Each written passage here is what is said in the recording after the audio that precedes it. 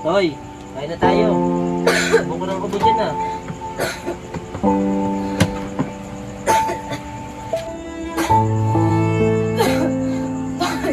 Galing na ako sa salsa. Wala, ano sa'yo na. Toy, taos ng lagnat mo ah. Ano ba nararamdaman mo?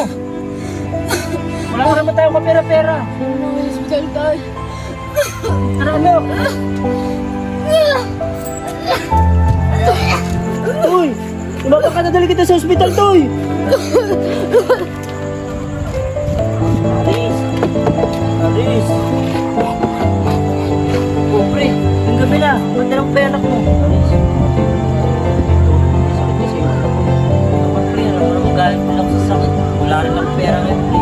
Ba't tayo lumapit sa tatay mo? May pera naman yun ah. Kaya ako siya sa tatay mo. Pre, ano ba yung iyak mo, yung anak mo? Didelivery na. Sige na, pre. Wala rin talaga akong may bibigay sa'yo. Sige, pre. Salamat. Sige, pre. Siyensya na. Sige, pre. Salamat.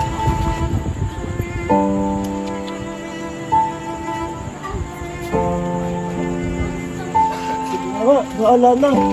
Sana mapatawad na ako ni tatay. Kailangan ng tulong ng anak ko. Tay! Tay! O, Mandy, anong ginagawa mo rito? Tay, may sakit yung anak ko eh. Yan ang sinasabi ko sa'yo. Kala ko ba kaya mo na buhay mo? Tay, huwag niyo na ako tignan niyo na lang apo niyo. Sige, tutulungan kita. Alang-alang sa anak mo. Tara. Dali natin tulong niyo sa ospital.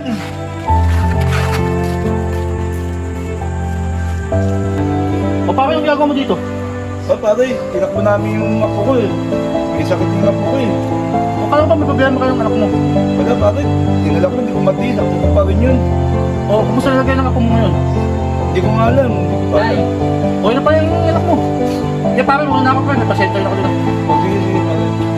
O, kumusta yung bata? Ayos naman daw po, sabi ng gusto. Mabuti naman, ayos na yung anak mo. Alam mo, kahit maraming ang nagawa kasalanan sa amin ng nanay mo, kaya ka namin patawarin dahil anak ka namin. Saka anak, alam mo ba, bago mawala ang nanay mo, ibinigay ka niya sa akin. Tawag daw kita pababaya, tulungan daw kita pag nangailangan ka ng tulong. Kanya ka namin kamahal. Anak kita eh. Talaga tayo, sinabi ni nanay yun. Oo na, dahil walang magulang na kayang tisi ng anak.